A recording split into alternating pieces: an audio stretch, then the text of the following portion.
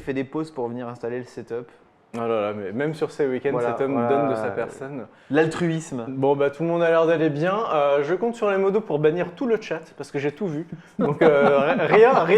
Il y a des print screens et tout, rien ne sera pardonné. On va passer tout de suite à l'actualité de la semaine. Jingle News, mon petit tech.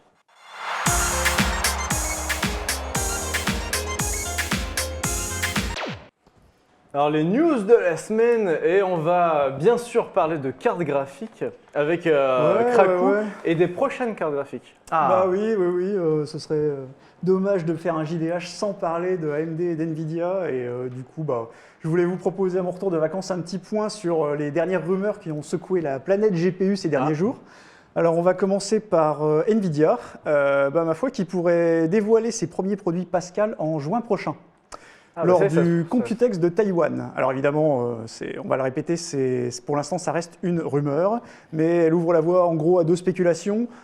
Soit on parle d'un lancement effectif et on aura droit à un paper launch. Donc le paper launch, en fait, c'est l'annonce et quelques mois plus tard, la commercialisation effective. On aura donc droit à un paper launch probablement lors de la GTC, qui est un salon, une conférence organisée par NVIDIA autour de tout ce qui se passe autour du GPU.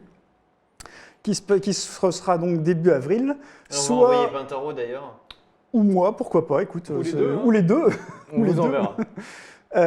Soit le paper launch dont je viens de parler aura lieu à ce moment-là en juin au Computex, comme la rumeur le prétend, et à ce moment-là, la commercialisation des nouveaux GPU interviendrait peut-être un petit peu plus tard. On notera également que pour l'instant, on ne sait toujours pas dans quel sens NVIDIA va dévoiler sa nouvelle architecture, c'est-à-dire est-ce qu'elle va le faire par le haut en parlant de... Partir du très haut de gamme. Partir du très haut de gamme, sortir le GP100, ou alors par le bas, et voir aussi certains spécialistes qui pensent que ça pourrait passer par la gamme laptop dans un premier temps. C'est plus facile quelque part. Après ils ont fait les deux. Ils ont lancé Maxwell avec les 750 ou 750 Ti qui étaient donc des cartes d'entrée de gamme. Je crois de mémoire, il me semble que Kepler avait été lancé par le haut avec des 680 et des 670. Donc on verra bien. Et chez AMD, alors, qu'est-ce qui se passe? Et chez AMD, on sait maintenant quand les Radeon 400 arriveront sur le marché. Ce sera en avril avec les références R5 M430 et R7 M460. Alors, ne vous réjouissez pas trop parce que clairement, il ne s'agira pas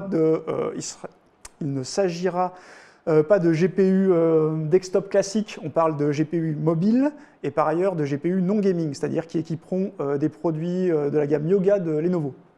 Ah oui, d'accord, de trucs à économie d'énergie. C'est pas des vrais Radeon 400 et c'est d'autant pas des vrais Radeon 400 qu'il y a très peu de chances, mais genre, ça va être du rebadging genre presque 0% que ce soit en plus des GPU rebadgés, c'est-à-dire des GPU de la génération précédente qui auront simplement une dénomination toute neuve. Ils font assez souvent ça, malheureusement.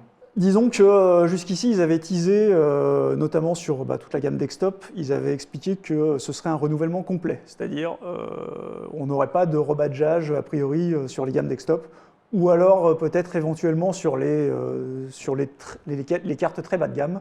On va voir, on espère en tout cas qu'il y aura le moins de renommage possible, parce que c'est vrai que sur les 2 voire 3 dernières générations d'AMD, il y a eu énormément de renommage, et c'est vrai que c'est un peu triste. Qu'est-ce qu'il y a d'autre? Et voilà, c'est tout, ma foi. J'ai à peu près terminé. Je voulais juste rappeler par rapport à ça. Moi, ce que je retiens, c'est Pascal en juin. C'est le truc qui intéresse tout le monde, honnêtement. Il y a pas mal de rumeurs. AMD a teasé notamment aussi sur sa future carte BGPU, qui, elle, devrait arriver normalement avant les cartes Polaris.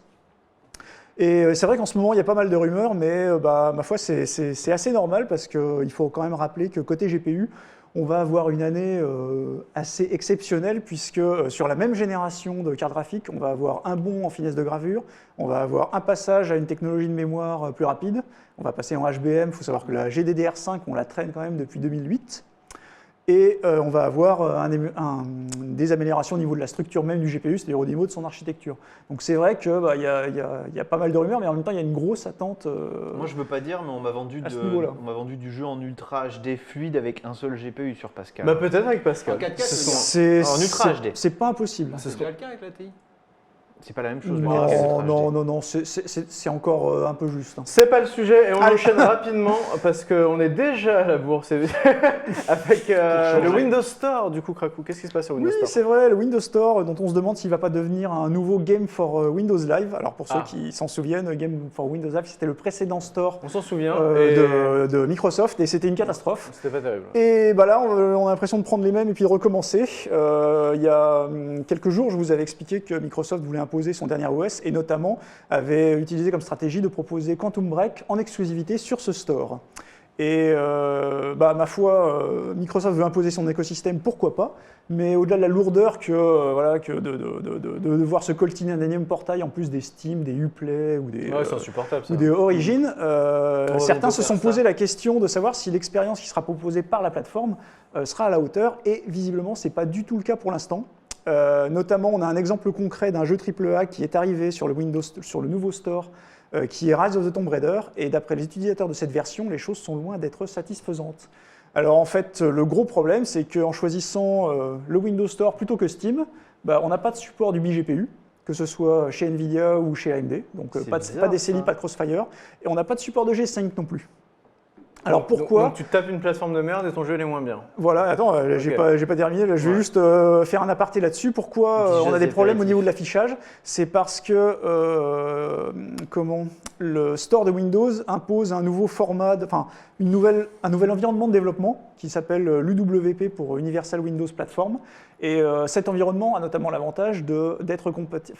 Quand tu crées une application dans cet environnement, l'avantage c'est qu'elle est compatible à la fois sur Windows Mobile et sur Xbox et sur Windows Desktop. Tu peux pas Desktop. jouer à Rise of the Tomb Raider sur ton Lumia par exemple. Non, mais par contre, le fait d'utiliser cet environnement impose certaines spécifications qui font que notamment, tu n'as pas la main par exemple sur la V-Sync. C'est-à-dire que sur Rise of the Tomb Raider, tu ne peux pas désactiver la V-Sync. Si tu ne désactives pas la V-Sync, tu ne peux pas avoir G-Sync d'activé.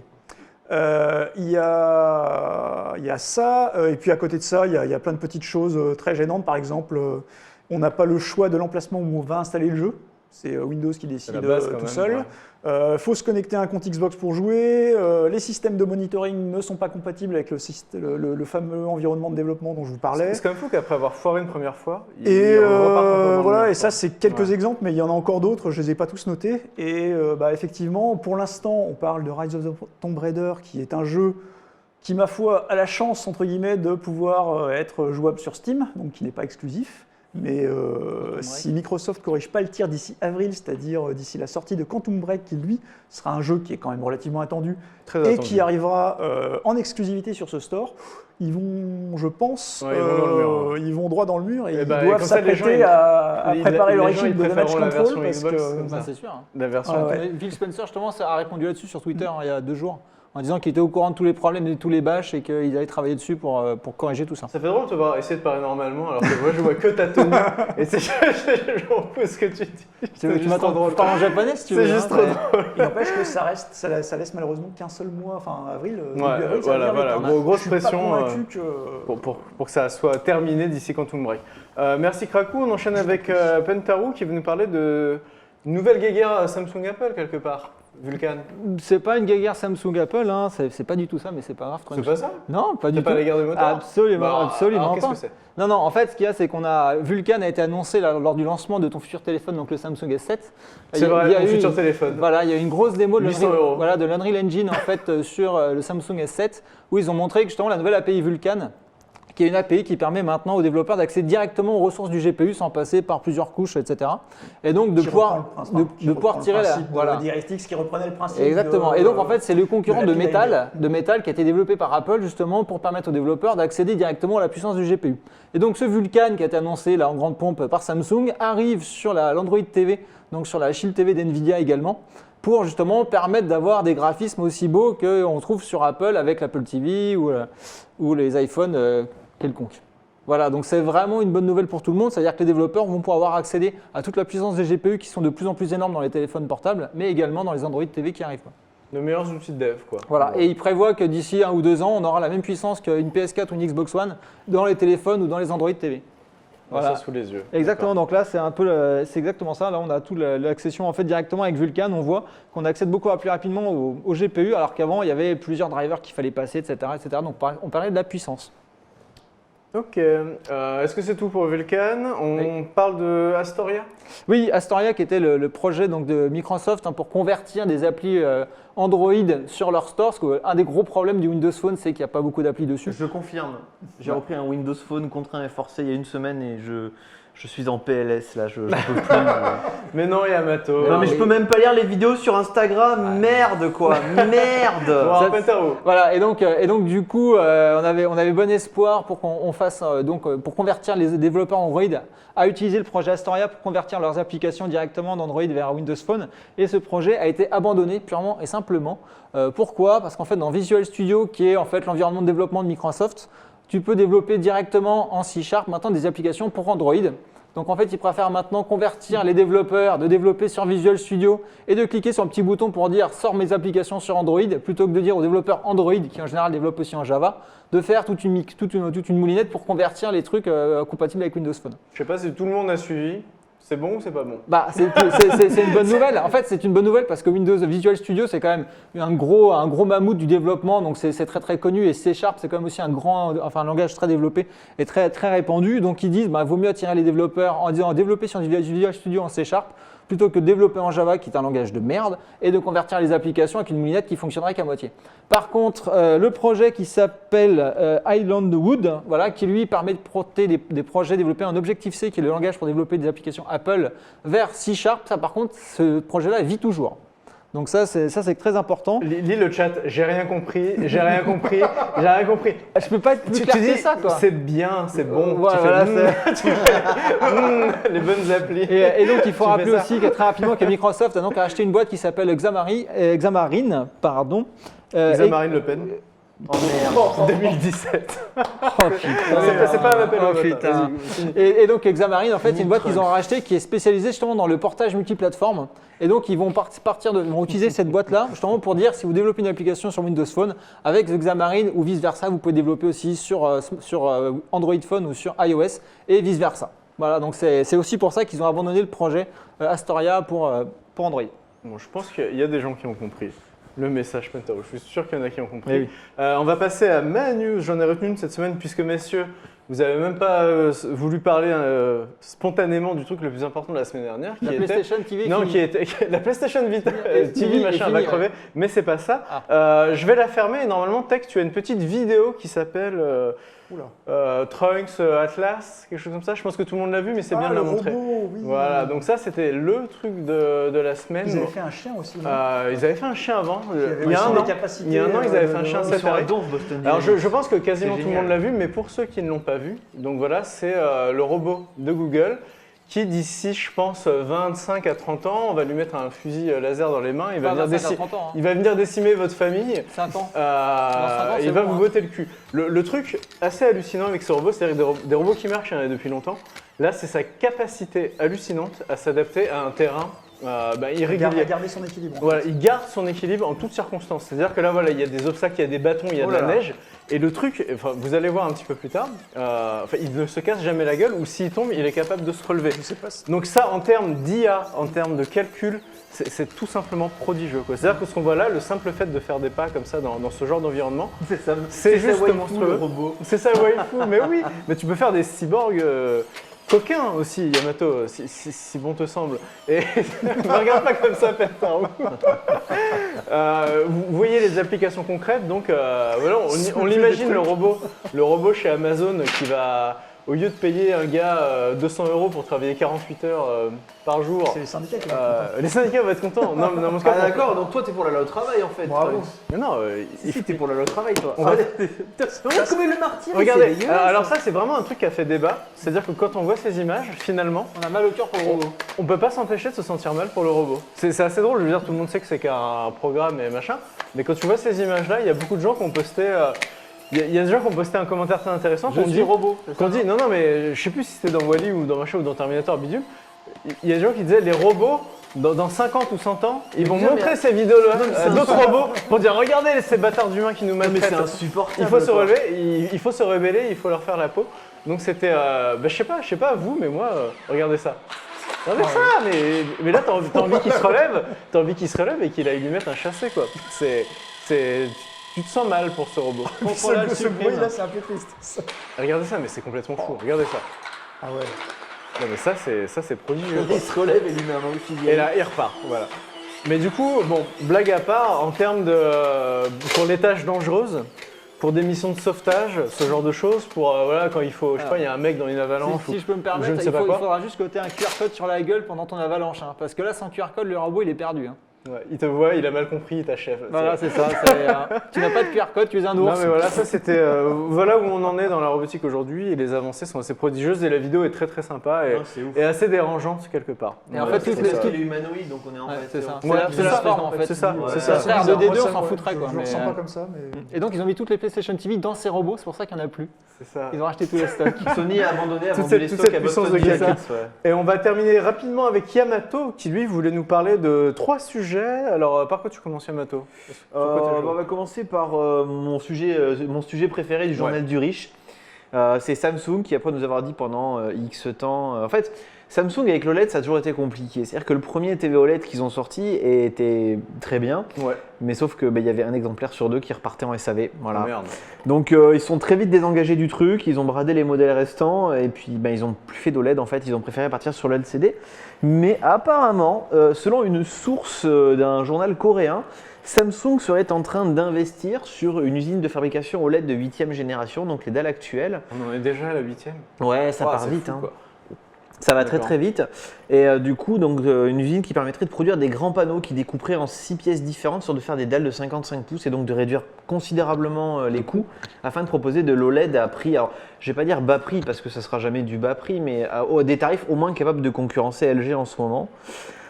Du coup, ça serait pour 2018. Ils seraient du coup en passe de convertir une de leurs usines en chaîne de production OLED plutôt que chaîne de production LCD en Corée. Et voilà, pour l'instant, c'est tout ce qu'on sait. Donc, Plutôt une bonne nouvelle. plutôt une bonne nouvelle, puisque Des effectivement, OLED enfin moins cher. le problème, c'est qu'actuellement, on a un monopole de LG. Hein, j'en parlais il y a déjà quelques émissions. Ouais.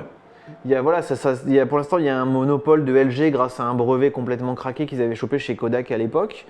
Mais voilà, est-ce que Samsung pourrait revenir avec sa technologie? Ce serait intéressant. C'est combien aujourd'hui une bonne télé OLED?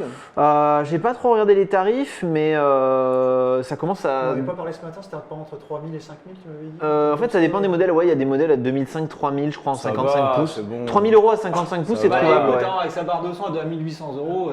Ça va, il faut se respecter. c'est Non, le mais minimum. pour du haut de gamme, c'est Et pas. c'est des grandes diagonales? C'est quoi comme diagonale? C'est 55 ou 65 pouces et c'est 3000 ou 5000, ouais, c'est ça. Ok. Ouais, puis quand on va commencer à parler des produits qu'on a là, je pense Oui, que. oui, parce que justement, non, on va terminer d'abord les news de Yamato. Ouais. Donc Samsung, ensuite tu enchaînais sur Alors là, le cette fois-ci, c'est le journal du pauvre parce Ouais. que. Ah oui. C'est la sortie du Raspberry Pi 3. Alors complètement YOLO, on ne sait pas trop ce qui s'est passé du côté de la fondation Raspberry parce que. Alors on le rappelle, c'est un premier- mini PC, hein, Ouais, pas ouais. cher. Donc c'est un PC voilà, qui fait la taille d'une carte de crédit, qui embarque un processeur, une partie graphique, des ports USB, un port Ethernet, une prise HDMI comme vous pouvez voir. Bon, je vais vous faire le descriptif. Un GPIO, là, les petits pins qui permettent d'y connecter plein de trucs intéressants directement via des pins. Ça fait tourner des distribs de Linux en ARM. Comme en fait, c'est comme un processeur de mobile en fait, comme un système embarqué dans un téléphone portable. Et d'ailleurs, c'est vachement bien pour l'émulation. Et ça coûte On en 35 $. parlera, Et justement. on va en parler Ça après, coûte 35 $. Et donc le modèle 3, en fait, c'est un modèle 2 avec une variation du processeur qui n'apporte pas fondamentalement de grandes différences. On est toujours sur un quad-core en 64 bits, sauf que cette fois-ci, on a le Bluetooth. Alors qu'à l'époque, il fallait rajouter un dongle. Et le Wi-Fi Ça change pas mal. 802.11. Et le Wi-Fi aussi. Et le Wi-Fi, le Bluetooth et le Wi-Fi Donc sont meilleure intégrés. connectivité, processeur un petit peu mieux. Voilà, mais il me semble que l'ancien était en 32 bits aussi. Je sais pas, je suis désolé, j'ai pas bien fait mes Le devoirs. Raspberry Pi 2B+, est en 64 bits déjà. D'accord, ouais, donc c'est juste le Wi-Fi et le c'est- Bluetooth. Toi, qui c'est est toujours ça rajouté. de prix pour C'est prendre le ça Bah, la ça- gratuité. c'est vachement sympa Ouais. parce qu'en fait, à chaque fois, on est obligé d'utiliser un port USB pour brancher un dongle Wi-Fi ou un dongle Bluetooth. Là, on peut directement appareiller soit des manettes Bluetooth, soit des claviers souris Bluetooth et tout. Donc, c'est vachement pratique. Ça coûte 35 $. Pour naviguer sur Internet ou regarder des vidéos, c'est vachement cool. Ça fait un très bon serveur multimédia également. Ouais. Et on termine Yamato avec une annonce de prix pour le HTC. Alors, enfin, de prix européen. de prix européen. le HTC Vive, sachant que voilà, c'est 899 € la douloureuse. Donc c'était 800$, Voilà. qui se transforme comme souvent. Oui, mais parce que 800$ était hors Oh. taxe en fait. Ouais. Il faut savoir ça. Donc là, c'est 899 TVA incluse. Après, il faut Après, rajouter. tu dis la douloureuse, c'est pas si douloureux que ça, parce que Non. On s'attendait à 1005. estimations On s'attendait à 1005. les estimations parlaient de chiffres bien plus élevés. hein. Mais on Ouais, en a mais ils pas- pouvaient pas se permettre, je pense. Ah, Il pouvait- déjà, psychologique, là, 1000 ça va balles, être hein. C'est difficile. psychologique, 1000 balles. Déjà là, ça va être très difficile. C'est la barrière psychologique, je pense que. Puis il faut rajouter 79 € de frais de port, sachant qu'il n'y a pas de frais de douane, puisque la TVA est comprise dans tous les cas. Donc voilà, c'est 979, quoi qu'il arrive. Sachant que si je me trompe pas, c'est un kit complet, c'est-à-dire qu'on a les manettes Ouais, c'est ça, avec, c'est on pas a juste les le caméras, casque. enfin c'est pas juste le casque. Tu peux faire beaucoup de comme, choses. comme beaucoup nous. Mais 970 balles, tu disais Yamato. Tu rajoutes le PC. D'ailleurs, je crois qu'HTC a dit nous, on vous recommande d'avoir un Core i7, une 980 Ti, blablabla. Donc ça te fait déjà un PC à 1800 balles. Voilà, en général, si tu achètes Plus un le HTC casque Vive, à c'est que tu n'as pas 900 de problème balles. d'argent. Ouais. Plus le casque à 900 balles, ça commence à faire une bonne facture, hein, vraiment. Ouais, ouais, Donc de la toute façon, réalité c'est- virtuelle, c'est pas encore. C'est les pour, produits pour les gens qui n'ont pas vraiment de problème d'argent, de toute façon. Clairement. Bah, c'est avant-gardiste. Bah, qui ouais. prennent un voiturier pour aller au cinéma, quoi, à 14 €.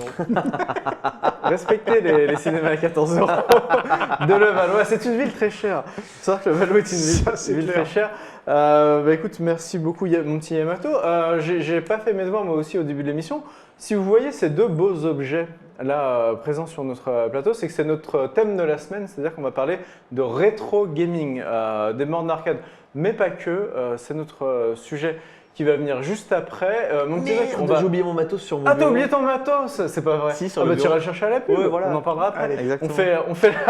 On fait la petite pause jingle et on va dire merci à Pentarou, c'est technique, qui va s'en aller, qui va se déshabiller et qui va laisser la Ouais, parce place. que tu me regardes avec tellement de désir que je vais Ah, juste me c'est ça, développer, ah, mais là, parce que- Ouais, mais c'est Là, pour ça c'est- que t'as gardé un t-shirt. C'est beaucoup trop pour pas sexy là trop, pour moi. Ouais, Et, c'est et ça, ensuite, c'est on va provoquer accueillir Trunks. notre invité dans quelques secondes. Voilà, petite jingle tech.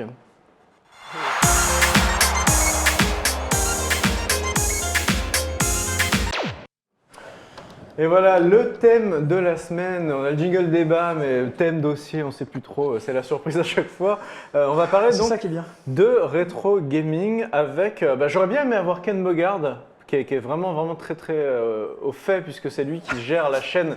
J'ai envie de dire, tu n'auras que moi. Je dois faire avec la moyenne du bord. L'expertise de Verdier, Pardon. je suis Il y a- mitigé. On a Je donc suis mitigé. Yamato qui est vraiment expert en la matière. Ken Bogard, le gérant de la chaîne Rétro Indé, j'aurais bien aimé qu'il soit là, mais il était à Cannes ce week-end, donc il n'est pas encore revenu pour commenter les Tu jeux de allais monter baston. des marches. Pour commenter la baston. Et on a Krakou, qui mine de rien est rétro par nature, j'ai envie de dire, puisque tu es un peu le C'est un doyen mec de du rétro l'émission. gaming, voilà, c'était sa jeunesse. T'es un mec du rétro gaming, que tu le veuilles ou non, Krakou, donc tu vas pouvoir nous, nous parler un petit peu de tes souvenirs de jeunesse C'est vrai. et de pourquoi le rétro gaming te parle aujourd'hui. Et voilà, il est déjà installé, mais Il est prêt. c'est beau la technologie quand même. Merci la régie. C'est Benjamin, donc Ouais. bienvenue à toi Benjamin, Merci.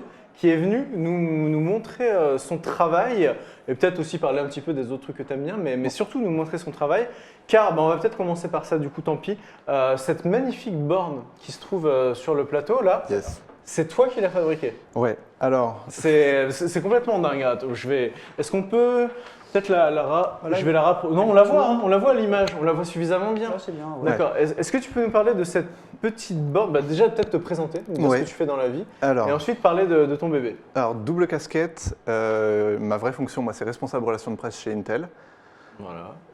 Forcément, quand on parle Intel, je vais forcément être quelqu'un qui va être attiré par les technologies en général. C'est clair.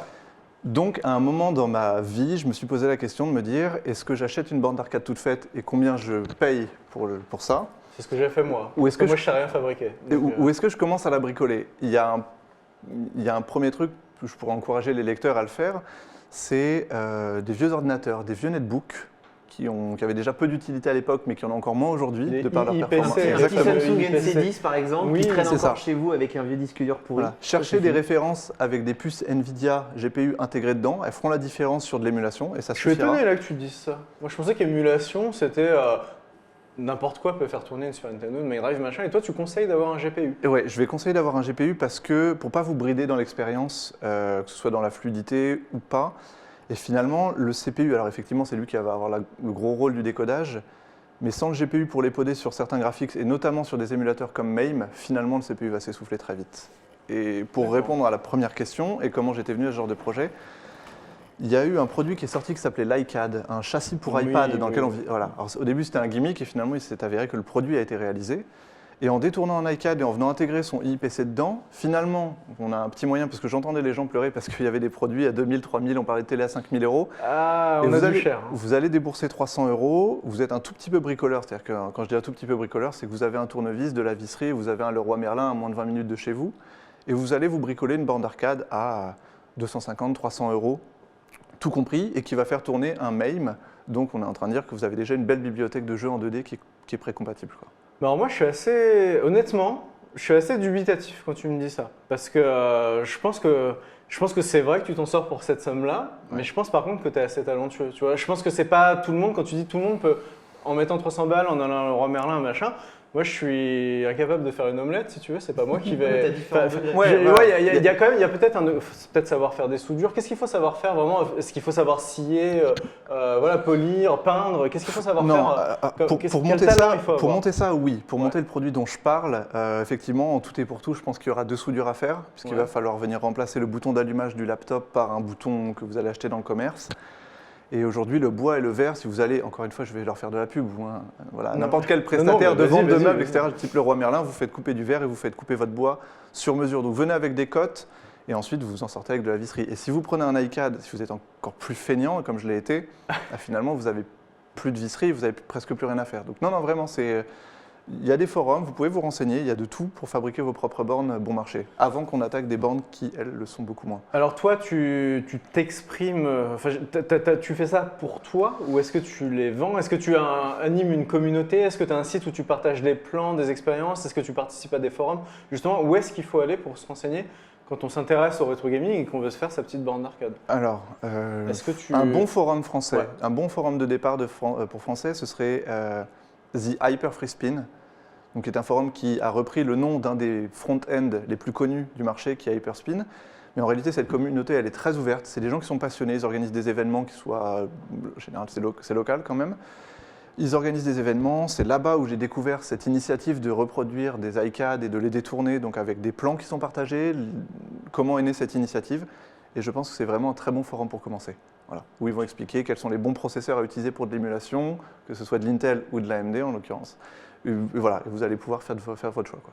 Alors, Yamato, c'est marrant d'avoir Yamato aussi sur ce plateau, parce que Yamato, toi, tu as fabriqué des sticks arcade pendant assez longtemps. C'était même ton taf, hein, finalement. C'était ton boulot. Tu vendais C'est des ça. sticks arcade, tu les Exactement, retapais, ouais. tu les customisais, etc. Je faisais de la Qu'est-ce custom que- de bornes, du Toi, voilà, retapage de bornes aussi. qui a pas du tout mon profil, qui est quelqu'un qui bricole un peu, qu'est-ce que tu penses de ce travail-là? Quand tu vois cette mini-borne, qui moi je la trouve magnifique, vraiment, c'est hyper bien fini, ça a l'air très pratique. En plus, apparemment, c'est pas trop cher à faire. Est-ce que tu te dis, bah ouais, moi je pourrais peut-être m'en faire une Bah, j'en ai déjà ouais, fait une, à ouais. vrai dire. T'as déjà fait une? Ah, le mec! J'en ai déjà moi monté, j'ai déjà j'en ai tout déjà fait. monté une pour un pote à l'époque. En fait, il voulait un bar top, mais il n'était pas prêt à lâcher les sommes démentielles que certains peuvent demander. Et du coup, on avait trouvé, en cherchant un petit peu, un mec dans le Nord qui vendait des kits tout faits. Ouais. Et d'ailleurs, que notre streamer de la TV m'a permis de retrouver là récemment. Et en fait, le mec vendait voilà, le bois en fait prédécoupé, la visserie et tout. Alors, c'est peut-être pas le même mec que j'ai retrouvé aujourd'hui, mais pour 85 balles là, à l'heure actuelle, tu achètes juste le châssis et dedans tu mets ce que tu veux. Et ensuite, on avait rajouté une paire d'enceintes, un Raspberry Pi, voilà, 6 boutons Sanois, un joystick et on avait câblé le tout, quoi. Et c'est combien de temps? Parce qu'on parle de prix, on parle de Bah, ça dépend de ton skill. Si tu démarres de zéro, ça peut se chiffrer en semaine. c'est un truc que tu fais sur plusieurs week-ends. Voilà, c'est toi, ça. tu as fait ça sur tes week-ends, au bout d'un mois ou deux, c'était fini. T'as fait comment? Ouais, en l'occurrence c'était ça. Alors un mois, non, ouais, si, on va dire qu'en gros j'ai fait ça sur des week-ends et en 2 mois j'avais fini le proto, sachant que j'avais encore une fois été aidé par le forum. Après, contre-argument, si je peux réagir sur ce qui a été dit, puisque après je veux forcer, d'une certaine façon, je peux vouloir défendre ma soupe, mais il y a aussi celle de Néo Légende en l'occurrence. On en parlera à la toute fin de l'émission. Ouais, Ça, il y a- ouais, ouais. il y a 2 publics. Alors on peut dire que ce sont des produits qui vont être chers. Aujourd'hui, on vend au-delà de l'expérience et du meuble, ce qu'on va vendre, c'est du plug and play. Enfin, clairement, Ouais. ce qui est vendu quand on achète ce genre de borne, que ce soit la mienne ou d'autres, c'est du plug and play. Aujourd'hui, quand on me dit, mais t'es sûr que c'est pas compliqué de souder et de couper? Est-ce que c'est pas dur d'aller s'acheter une borne d'arcade dans le nord de la France qui a Ouais. son jus? Donc ça fait partie du cachet. mais une borne qui a 60 ans, aller la chercher, faire tomber l'écran CRT qui est dedans, sans s'électrocuter en 600 volts, poser un LCD et finalement venir faire du Raspberry. Donc ça veut dire qu'on est en train de maîtriser une certaine forme de programmation, même si aujourd'hui il y a des kits préinstallés. C'est du temps, on fait un choix. Est-ce qu'on est prêt à investir du temps et de l'énergie? Et c'est une forme que j'encourage, parce que c'est quand même comme ça que j'ai commencé. Ou est-ce qu'on est partisan du moindre effort et ou de la finition ou d'une certaine qualité et de support, et on fait le choix d'un produit qui est tout prêt? Je pense qu'il y a un juste milieu avant qu'on se fasse tacler sur le prix des bornes. Non. Ne fais pas attention au chat, ils sont un peu taquins parfois, mais je pense qu'ils aiment beaucoup ce genre de produit. Toi, Krakou, du coup, quand tu vois ça, on parle de rétro gaming, quand tu vois ça, bon justement au siècle dernier, hein, quand nous étions jeunes, est-ce que ça t'évoque plein de souvenirs? Est-ce que tu pourrais avoir envie de te fabriquer ça, d'acheter ça? Alors, acheter ça, bon, on en revient toujours au problème du prix. C'est vrai qu'on ne l'a pas encore abordé, mais c'est des produits qui vont être relativement onéreux. Est-ce que je mettrais les sous dedans? Non, probablement pas. Après, honnêtement, pour les avoir testés, c'est vraiment un kiff. C'est-à-dire que sur des bornes comme celle-là, je me retrouvais vraiment 20 ou 25 ans, voire un peu plus, en arrière, où ado, je passais il est tellement vieux.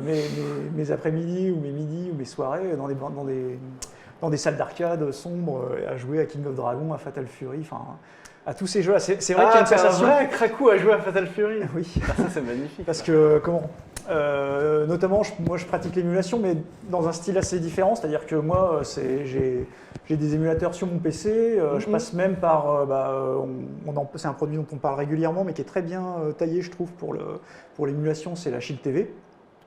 Et en général, je passe par ces deux biais-là. Et c'est vrai que pour moi, c'est ce qu'il y a de plus simple en fait. C'est-à-dire un PC, n'importe quel PC aujourd'hui, tu le branches sur une télé et puis t'émules MAM ou t'émules tes trucs. Après, comment? On dit MAM. Ouais, MAM. MAM. Je sais pas, MAM. Oui, on dit MAM. Je sais pas, la française, j'ai du mal à voir un A dans la langue anglaise. Mamie, Ouais. Mamé. Ouais. Mamé. Et ouais, donc moi je démarrerais plutôt, si je devais démarrer, je démarrerais plutôt par ça, un PC ou un système Android. Ça, c'est vrai que c'est vraiment simple. Encore une fois, on a vraiment le ressenti qu'on avait il y a 25 ans quand on manipulait des bornes d'arcade. Je pense que mais ouais, ça reste très très cher.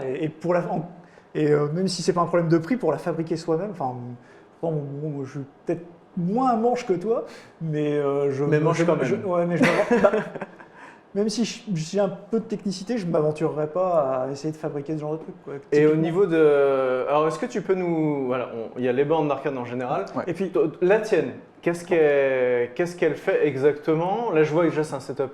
Un joueur, combien de boutons, quel type de boutons, quel matos tu as dedans pour que ça tourne? À quoi tu peux jouer? Est-ce que c'est que les très vieux jeux? Est-ce qu'on peut jouer à des trucs plus récents, comme peut-être les jeux PlayStation Arcade, enfin, tu vois, cette génération-là, quoi. Ok. Alors ça fait partie d'une gamme de produits sur laquelle je suis en train de travailler pour une société en parallèle que je suis en train de monter. En l'occurrence, c'est le modèle que j'appellerais Deluxe. Je devais lui trouver une définition. Donc dedans, c'est un Core i7. Hein? Donc dans une borne d'arcade, c'est un Core i7. Il y a une justification à ça, c'est qu'aujourd'hui, les émulateurs qui sont 3D, que ce soit sur du hardware basé Dreamcast, qui commence à remonter, je dis ça parce que je suis jeune, moins vous, c'est gourmand, c'est très gourmand en fait, puisque encore une fois, c'est le CPU qui a encaissé tout ça. L'IGP, lui, sur les émulateurs les mieux conçus, est appelé, mais sur des émulateurs qui sont plus anciens ou qui ont été codés à une autre époque, en général, c'est le CPU qui a la totale charge de tout ça. Donc dans celle-là, c'est un i7. Effectivement, c'est un panel, un joueur de 8 boutons. Quel i7? C'est un i7 de 5e génération. Alors la référence, ça doit être i7 5557U, je pense. Mais alors, un mobile, c'est une gamme basse oui, consommation. parce qu'en réalité, ce que j'intègre dedans, j'allais y venir, c'est le petit appareil qui est devant. Alors je ne sais pas si on le voit à la caméra. C'est un NUC.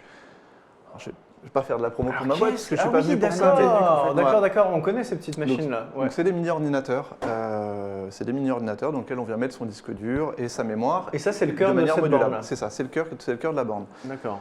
J'ai fait le choix d'une grosse configuration, encore une fois, donc pour expliquer pour la 3D. La borne, elle est ce que j'appelle jumelable, c'est-à-dire que dans le logiciel que j'ai développé et dans tout le système d'interfaçage qu'on a développé pour cette borne… En plus, tu as développé Ah, c'est-à-dire que tu l'as fabriqué et Ouais. tu l'as développé. Alors non, j'ai un menuisier avant de me jeter des fleurs quand même. J'ai un menuisier moi. C'est-à-dire Non, mais que tu j'ai as des fait compétences en le Non, mais design. le programme à l'intérieur, l'interface. L'interface c'est moi, et le logiciel qui dialogue Waouh, en plus de costaud. l'interface avec d'autres bornes, c'est moi aussi.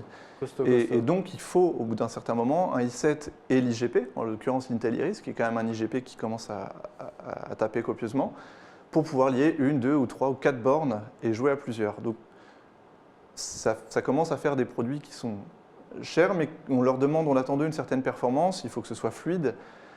Et parmi cette réflexion, il y a le développement d'un front-end qui doit tirer parti de cette performance et la rendre en aspect visuel, en confort d'utilisation, etc. Donc, ouais. Je voulais juste rajouter par rapport à la question des front-end et sur la complexité qu'il y a à fabriquer sa borne. C'est vrai qu'au-delà du côté hardware, de fabriquer, de gérer toute la partie composants, de gérer le boîtier, les front-end, c'est la jungle, quoi. C'est la jungle. Il y en a partout. Faut les configurer. C'est souvent des configurations avec des fichiers ini texte qu'il Voilà. faut. L'avantage d'une solution clé en main, c'est aussi de pouvoir fournir, d'avoir à te passer de ce genre de manipulations qui sont pas complexes manuellement, mais qui sont complexes parce que les front-end, il faut, les tutos des fois pour les configurer, que ce soit Mab, que ce soit d'autres, ils font 3 km quoi. Et C'est ça. dernièrement, j'avais essayé de me lancer sur Hyperspin. Hyperspin, ouais. J'y suis encore, hein, et j'ai pas démarré un jeu. Ça Voilà. fait une semaine que je suis D'accord. dessus, C'est j'ai ça, pas démarré un jeu. C'est, On voit pas l'arrière de la borne, mais je vois des ports USB. Est-ce que tu peux très facilement venir avec ta clé USB, changer les ROM, changer les jeux Mieux que ça même. Alors, oui. Parce pour que c'est pas répondre le à ta cas de question. toutes les bornes, c'est pas toujours aussi simple, quoi. Encore Du une coup, la fois, tienne, elle est pensée pour être, encore une fois, ça ouais. fait partie de l'expérience et ça fait partie de ce qu'on veut vendre ou pas dans le produit. Donc là, effectivement, en réalité, derrière, il y a 2 ports HDMI et 2 ports USB.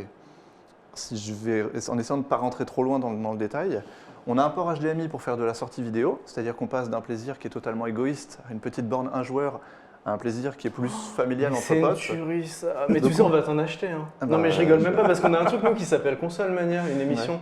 où les mecs doivent terminer tous les jeux du monde. Mais en fait, le mec, s'il joue dessus et que sa borne est reliée à la capture card et machin, enfin, il y a moyen de faire des trucs mortels. Donc, on parlera business après.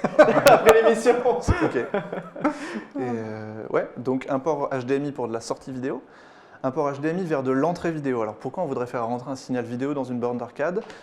Comme je le disais, en fait c'est la fonction de jumelage, c'est-à-dire que quand on va jumeler les bornes, il y en a une qui va être en mètres et les 3 autres, ou le nombre X d'autres bornes, puisqu'en réalité si on voulait avec des hubs on pourrait en mettre 7, parce qu'il y a des jeux qui sont 8 joueurs, seront esclaves.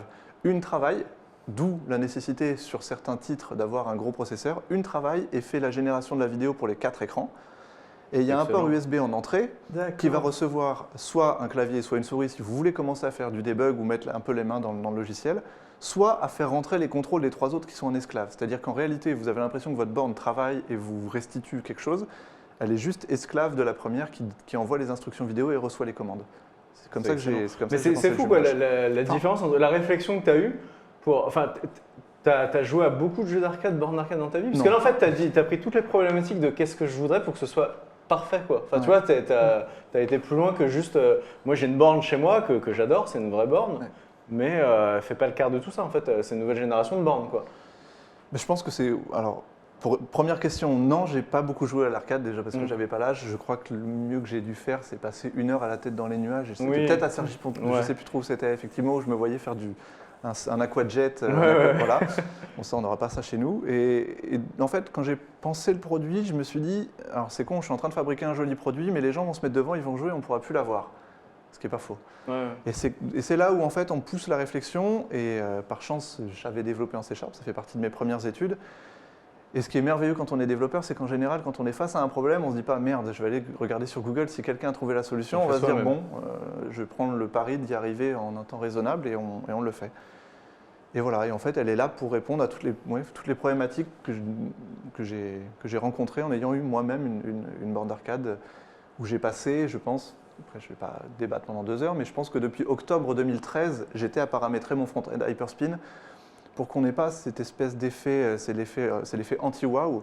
On invite des amis pour qu'ils viennent jouer à la borne d'arcade chez nous, ils choisissent un titre, ah non, pas celui-là, il ne fonctionne pas, j'ai oublié de paramétrer le stick pour le joueur 2.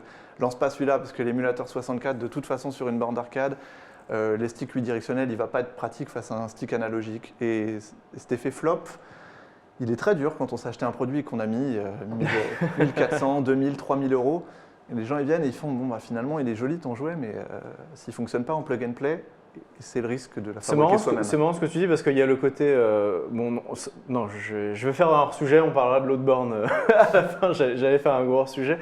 Dernière question, parce que là ça va déjà bientôt être l'heure de la pause, mais tu restes avec nous, il me semble. Oui, c'est déjà l'heure de la pause. T'as quoi dedans? T'as parlé du processeur, Ouais. t'as dit que t'avais un GPU Iris, Ouais. GPU. Donc, Mais c'est quoi la RAM, le stockage, t'as quoi, c'est quoi le reste du matos? Dans celle-là, j'ai un NUC i7 5e génération, j'ai 128 Go de stockage, j'ai 8 Go de RAM. Ouais. J'ai 2 cartes d'interface, une qui est l'interface entre les boutons et le NUC à bord, et une autre qui servira au cas où cette borne soit mise en esclave et fera sortir D'accord. les contrôles par le port USB. Ok. Quoi Et d'autre l'écran, les boutons, le stick, c'est du Sanwa? Alors les boutons et le stick, c'est du Sanwa. L'écran, c'est un 10 pouces en 1366 ou 768. Donc c'est une définition, attention aux puristes, il y a les fans de 4 tiers sur l'arcade, il y a les fans de 16/9, ça dépend de la génération de jeu. Aujourd'hui, les émulateurs sont très bien pensés, ils sont capables de dédupliquer certaines lignes de l'émulation pour que vous puissiez étirer un jeu en 4 tiers en 16/9 sans que vous ayez eu l'impression d'avoir fait un gros zoom dégueu quand même. D'accord. Voilà. Donc, Donc, bon, je plutôt pense du qu'on bon est- matos. Après, l'écran, c'est quand même une partie très importante sur le mode en arcade. Et ça vaut très cher. Ouais. L'écran vaut cher. Un écran 10 pouces, on est à une bonne centaine d'euros si on veut des dalles qui ont un angle de vue assez large. Et D'accord. finalement, on arrive à rattraper des prix d'écran 19 pouces. Donc voilà. Eh bien, écoute, merci Benjamin. Tu restes avec nous. Il a raison. Tu restes avec nous, Benjamin. Dans la deuxième partie de l'émission, on va sortir un petit peu des bornes d'arcade. On va parler du rétro gaming en général, parce qu'on a notamment Yamato qui est assez expert en la matière. On fait la petite pause de 5 minutes, promis, et on revient tout de suite. Et voilà, de retour dans le JDH pour cette spéciale rétro gaming avec Yamato, avec Raku. Ils vont toujours bien, ça va? Écoute, oui, pourquoi oui, oui. Toujours content d'être là. Et avec Benjamin, donc à ma gauche, qui taffe chez Intel et qui, sur son temps libre, fabrique des petites bornes d'arcade, développe le front-end de sa propre borne. C'est assez impressionnant ce que tu fais. Merci. Pour l'instant, on est assez hypé par ta borne, mais en général, dans le journal du hardware, on est hypé par plein de produits. Et après, il y a l'annonce de la douloureuse. Et là, le chat est mort de rire. Ils font haha, le journal du riche, laissez tomber, on pourra jamais se le payer. Du coup, une belle borne comme ça, combien ça coûte? Est-ce que tu peux déjà le dire parce que c'est Ouais. peut-être pas encore commercialisé? Est-ce que Si c'est une info sensible? Tu peux en parler? Le premier prix, c'est-à-dire sur la borne où vous êtes fan de 2D et pas de 3D, c'est-à-dire que vous allez faire le choix des jeux les moins gourmands, mais des jeux jusqu'aux années 90, on est à 1400 € à peu près. 1400 € Ouais, pour entre l'entrée de gamme. À quoi tu vas 1450. pouvoir jouer? Tu vas pouvoir jouer aux bornes jusqu'au système 16, jusqu'à Ouais, un peu plus loin? Un c'est Street PC, Fighter 3, tu peux y jouer? Ouais, c'était dur, ouais, quand même. ouais. Un Street 3, tu peux y jouer? Ouais, Street Bon. Fighter 3, tu pourrais y jouer, effectivement. Ouais, il y a en gros, à ce prix-là, tu Tout ce qui as est 2D. 3000 titres jusqu'aux années 90 2D, ouais, en gros, à peu près. 3000 jeux. Pour 1400 €, tu as 3000 jeux. Ouais. Ça va.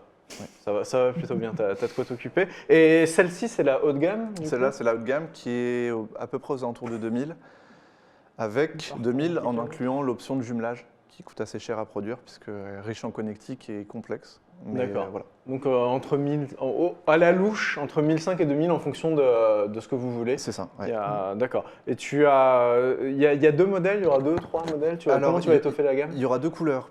Alors pour commencer, parce que j'ai une pré-série de 15 châssis de chaque couleur. Donc j'ai Acajou, qui est celle-là, qui tire sur le rouge, et Noyer qui tire sur le jaune. Donc c'est un peu les couleurs qu'on se trouve quand on va chez Habitat. C'est heureux hasard ou pas. Et donc au début, la gamme va se présenter comme ça. J'annoncerai un 3e produit sur le site plus tard, mais pour le moment, je le garde un peu secret, parce qu'effectivement, ce sera un produit qui sera moins cher et qui s'utilisera différemment. Après, ce qu'on va vendre dans ce prix, et je vais faire ma promo pendant 5 secondes, puisque tu me donnes l'occasion, c'est que je fais le suivi des mises à jour, et les mises à jour sont gratuites et publiées régulièrement. Et la dernière mise à jour en date ajoute la compatibilité avec des manettes Xbox 360.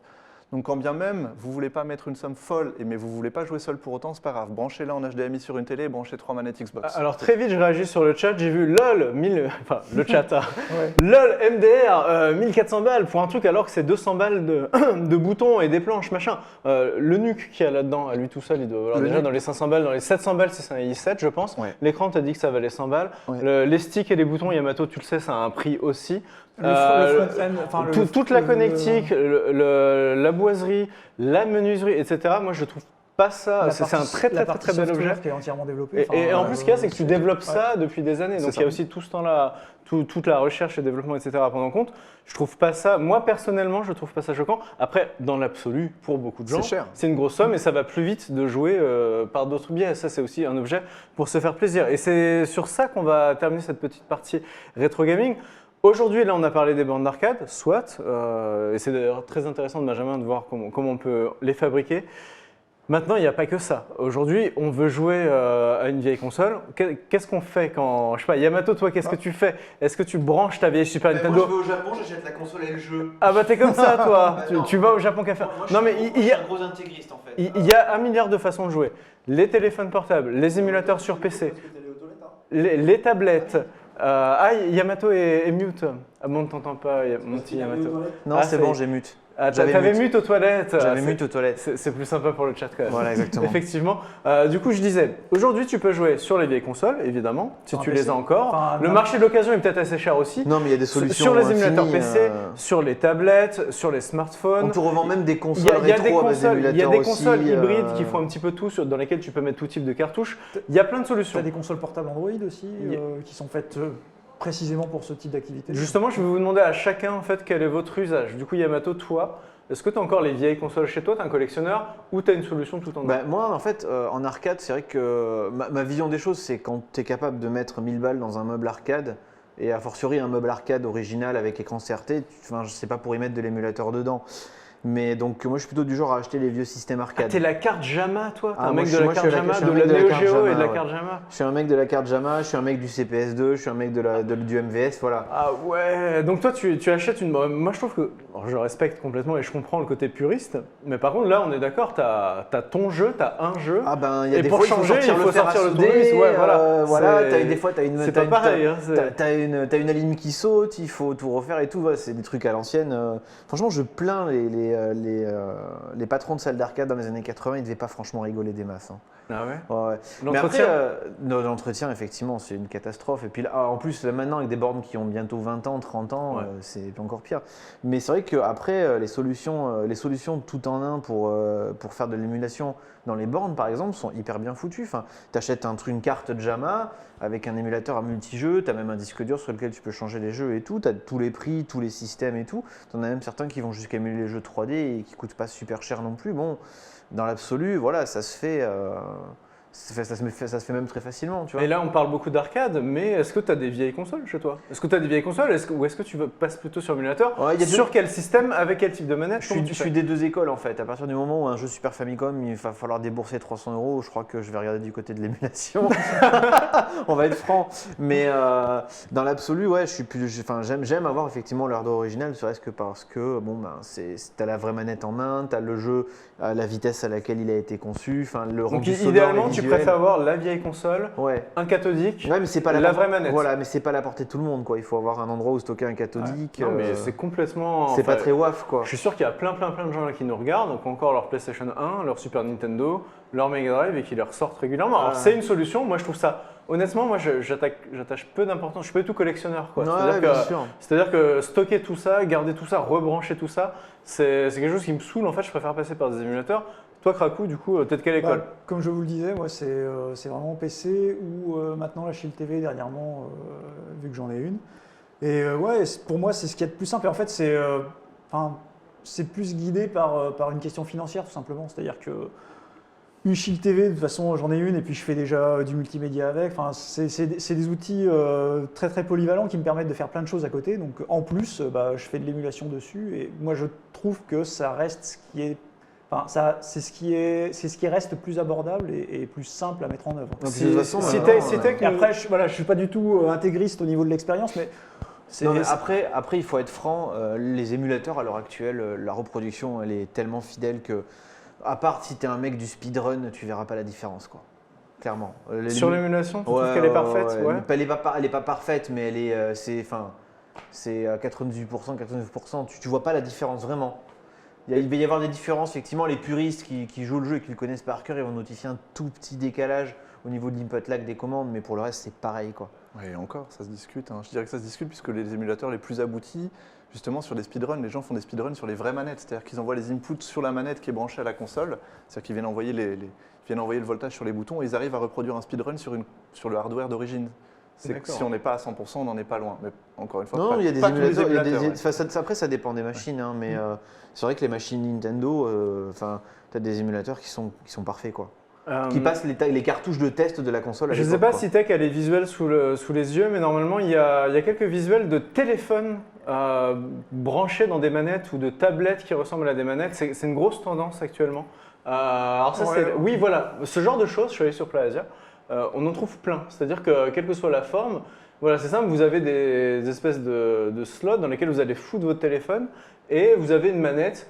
Ça coûte pas trop cher et le truc c'est qu'aujourd'hui tout le monde a un smartphone et quand tu vas sur l'Apple Store ou sur le Google Play Store, tu vas trouver des émulateurs. Pas sur l'Apple Store. Tu vas trouver peut-être pas ça. Ah non. Tu vas trouver des émulateurs Mega Drive, Super Nintendo et avec ce genre d'accessoires, tu dis que finalement, bah, c'est peut-être le truc que tout le monde a déjà et le plus simple. Ouais, mais ce qui est pour jouer. malheureux, tu vois, c'est que. Est-ce que c'est des solutions Après, ça, qui vous semblent viables? l'expérience n'est pas la même. Enfin, moi, je parlais de l'expérience que j'ai donc avec une manette Xbox classique sur un PC ou sur une Shield TV.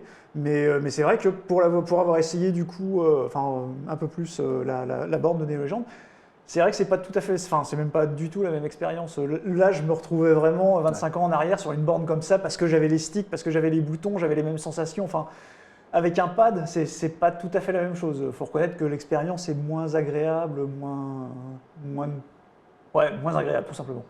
Surtout qu'en général, les trucs que tu décris, dans lesquels tu glisses ton smartphone et tout, c'est assez cheapos.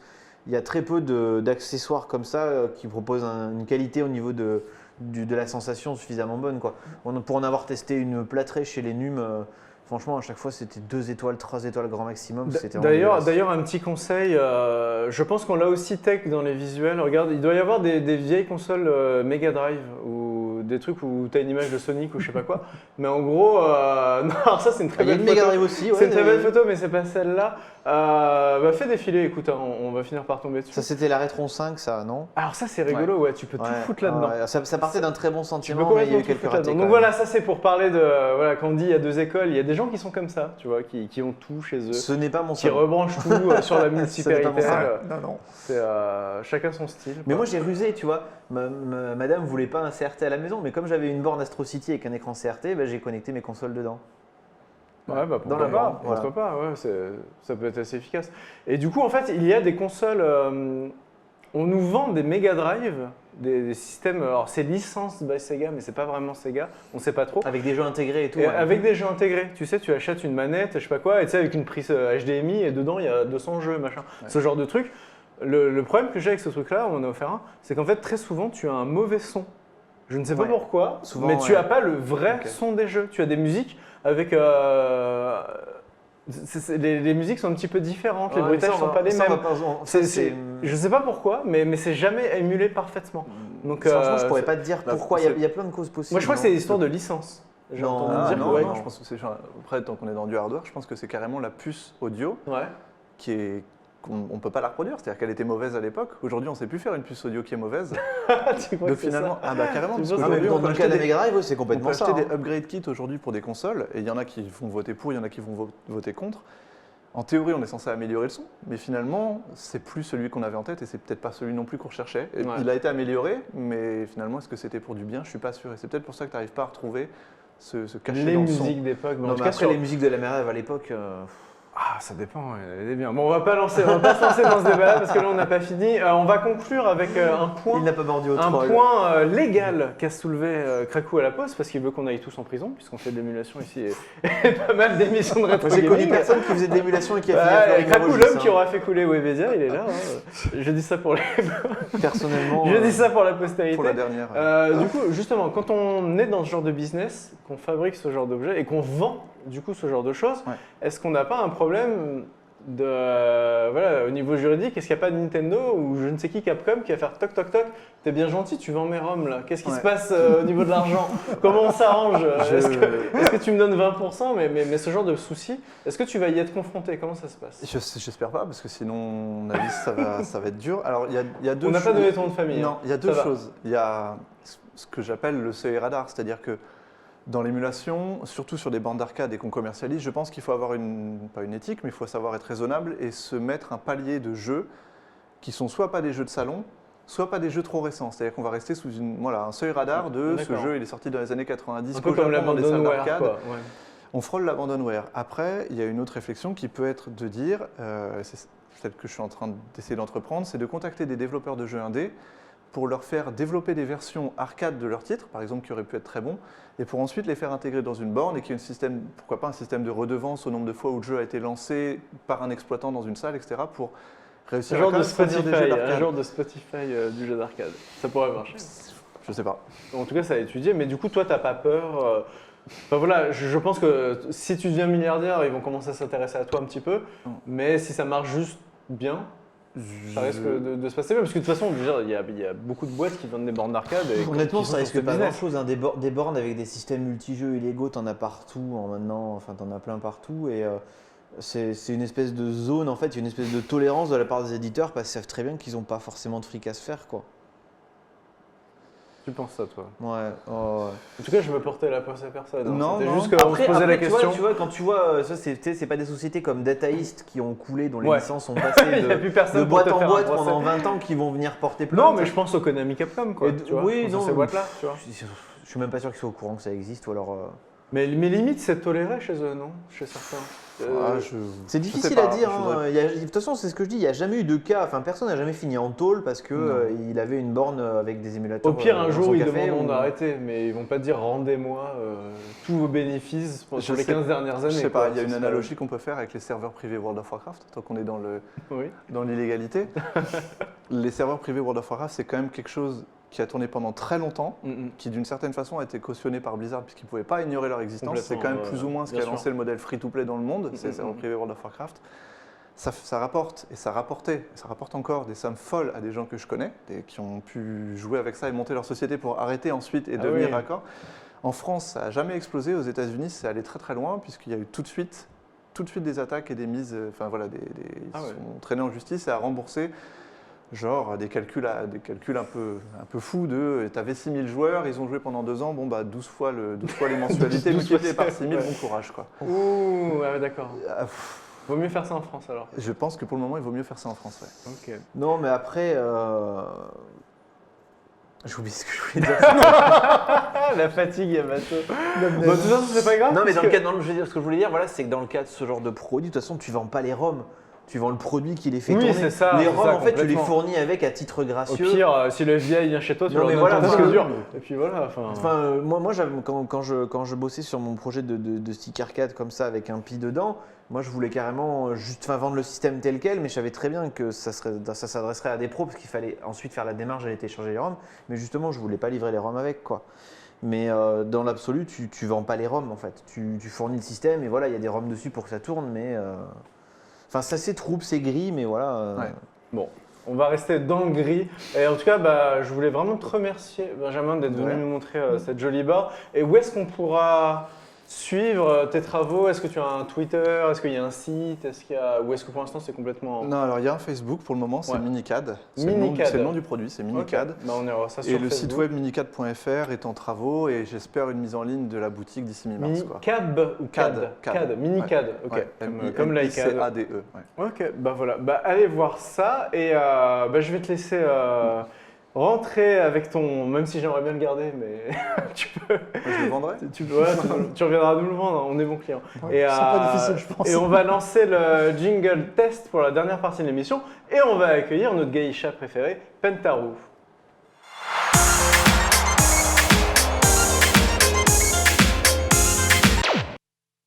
Et voilà, c'est la dernière partie de l'émission, la partie test. On va laisser Pentaru revêtir son habit De sexy. lumière. De lumière, sexy, je ne sais pas, mais ça me dérange de le voir comme ça, tu vois, je suis troublé. Et bah ouais, écoute, beau bébé, hein, en tout cas, qu'on a eu sous les yeux. Et là, on a un autre, du coup, assez beau bébé à montrer. Alors, je sais Ça a pas la comment on même va taille, faire. hein. Je sais pas comment on va faire, si tu peux le mettre sur Ouais, la bah, Power table. shifter. Qui se casse le dos? Qui se dévoue Punaise, moi, je me suis pour, déjà cassé le pour- dos à le descendre. pour se casser le dos et montrer. Ah, mais là, c'est très lourd, hein, Yamato. Attends. Déjà, il faut enlever celle-ci. On essaye de ne rien casser parce que c'est très cher. Et on va vous montrer un autre très beau bébé Moi je dis faut qu'on a reçu dans la semaine. C'est le. Alors là, en fait, on avait un Tu petit les peu. sens les 2000 euros, hein. On avait un petit peu le Tu futur. les sens. On avait un peu le futur challenger sur la table, Merde. mais là, c'est Attends, vas-y. c'est le champion actuel, j'ai envie de dire, parce que ça, c'est un produit qui est déjà en vente, complètement en vente. Ah oui, d'ailleurs. Et c'est Krakou qui va nous en parler. Alors, qu'est-ce que c'est que ce truc? Moi, je sais ce que c'est, mais décris-le un petit peu pour le chat. Donc ça, c'est une mini borne d'arcade, ce qu'on appelle plus communément un bar top. Un bar top. Un bar top. Et donc va c'est sur le commercialisé, dessus d'un bar, en fait. c'est commercialisé par une société parisienne qui s'appelle Néo Légende, qui fait On soit- remercie pour le prêt. Voilà, Je qu'on remercie remercie. les gens pour le Ils ont prêt. été vraiment sympas de nous la faire.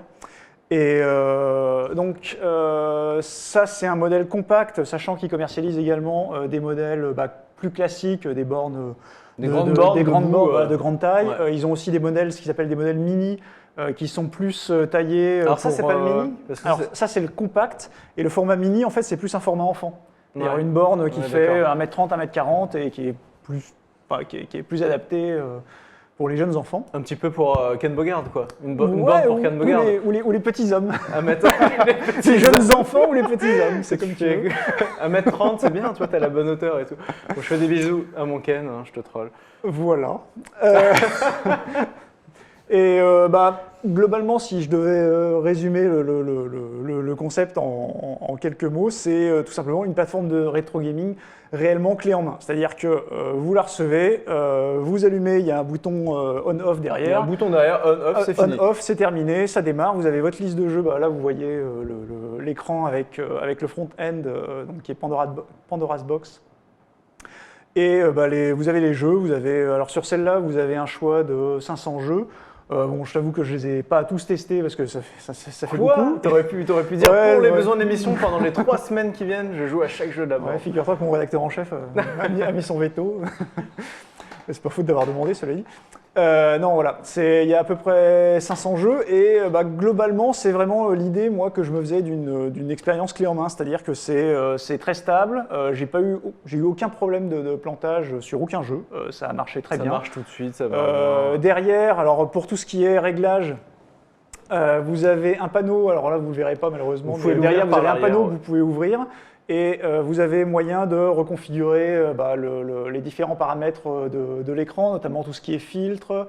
Vous avez aussi une molette derrière, alors celle-là elle est accessible en direct, là encore vous ne le voyez pas, mais sur le panneau arrière vous avez un petit trou derrière avec une molette qui cache une molette.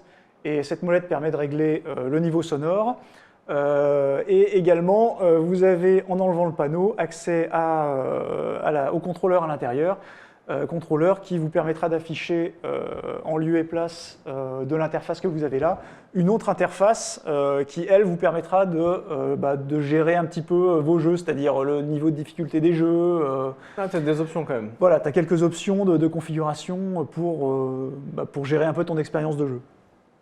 Au niveau définition, je pense que Yamato pourra C'est propre, hein, rien à dire, voilà, pas la dire le finition, contraire, la c'est clé, vraiment super propre. La visserie, il n'y a quasiment pas de visserie apparente. Le T-molding sur les arêtes du bois pour cacher le bois et tout. Enfin, honnêtement, il n'y a rien à redire sur la finition. C'est le confort du produit. c'est vraiment super propre. Le panel C'est est très très agréable propre. et les manettes et les boutons, je te dis, moi, comme je le disais tout à l'heure, j'avais vraiment l'impression de me retrouver 25 ans en arrière. Yamato qui est expert sonorités. là, le joystick et les boutons. Alors, moi, Toi, tu les reconnais comme ça quand tu les vois tout de suite ou il faut que tu regardes tu sais- tu sais là, ça c'est des sticks Seimitsu, des boutons Sanwa. J'ai trouvé les boutons Sanwa un peu durs, mais c'est parce que les transparents sont toujours un peu plus durs que les pas transparents. C'est marrant ça, d'accord. Ils sont un peu plus secs, le claquement, tout ça. Bon. Mais quel connaisseur quoi. C'est-à-dire que même à la couleur du bouton, il pourra vous dire des petites différences. Non, mais après- Et le stick Seimitsu, c'est bien, c'est pas bien? Moi, j'aime beaucoup parce que c'est beaucoup plus rigide et mécanique et c'est surtout beaucoup plus résistant en fait pour les. Quand tu as des gens qui viennent chez toi et qui jouent sur un stick en Et général. ça, c'est clairement le genre de truc ils tu bourrent l'as pour comme inviter des tes malades, potes. tu vois. Et, Oui, c'est vrai que ceux qui connaissent rien, ils font voilà. ouais. Et du coup, un stick Seimitsu, il va beaucoup mieux résister à ça, donc c'est un très bon choix quand. C'est un gage de durabilité. Exactement. Sachant qu'en termes de. Voilà, je ressaute sur autre Vas-y, chose, vas-y. mais en termes de décoration, là, on a une finition laquée qui est rouge uni. Mais évidemment, on peut tous les personnaliser. Hein. Ils ont une quantité de logos et d'images et de dessins qu'ils peuvent intégrer. Vous pouvez même leur demander de mettre vos propres créations si vous avez l'âme d'un artiste. Alors je vais me faire un petit peu l'avocat du diable, mais moi j'adore, je la trouve très belle, il y a une finition excellente, le feeling est très bon. Il y a deux petits défauts que je voudrais souligner quand même, parce que Yamato On en parlait. disait « Ah, Pandora, bof c'est le Pandora, logiciel déjà, en fait qu'il y a dedans. Ouais. En fait, c'est une carte. Il fait Enfin, pas c'est une l'unanimité. carte. Alors, c'est une carte. Il y en a qui On- aiment, il y en a qui aiment pas. C'est pareil, Ok. on en parlait en off avec Benjamin tout à l'heure, et lui me disait que il préférait presque ce type de système, parce que comme je viens de le dire, j'ai testé un certain nombre de jeux, et j'ai eu aucun plantage, Tout c'est marche. stable, ça Ouais. marche. Ouais. À partir du moment où on commence à avoir, lui me disait qu'à partir du moment où on commence à avoir des milliers de jeux embarqués, c'est très compliqué d'avoir Quelque chose qui gère tout. tout et qui le gère bien. Et du coup, on a beaucoup moins de... Donc c'est très compatible et c'est stable, mais le bémol c'est quoi Yamato pour toi dans Pandora, dans le système Pandora? C'est l'émulation qui est relativement basique en fait au niveau de la vitesse d'émulation et tout, c'est pas hyper fidèle. Mais bon, ça, pour du grand public, on s'en fout. Par exemple, tu joues à un jeu de Autant baston, tu n'auras pas la même vitesse de jeu. Ouais, t'as des petites différences, différences. t'as des différences subtiles, mais voilà, ça c'est vraiment histoire de pinailler. Et puis après, c'est un système où t'as ces jeux-là et basta quoi. Ouais, c'est pas. Ouais, tu peux pas C'est-à-dire que là, on te vend 500 jeux, tu vas pas pouvoir tricher et rajouter 200 Voilà, jeux. après, en plus, dans les 500 jeux, tu as une quantité de clones et de hacks de ROM Neo Geo notamment. Tu as des King of Fighter 97, des Ouais. modes avec des persos Ouais, t'as peut-être supplémentaires une cinquantaine de insérés d'un doublons. autre jeu moitié buggé, tout ça. Enfin, tu as des clones quoi. Ouais, d'accord. C'est pas d'accord. 500 jeux totalement différents. Donc c'est un Donc, peu dommage aussi. Donc ça, c'est les petits bémols sur ce produit.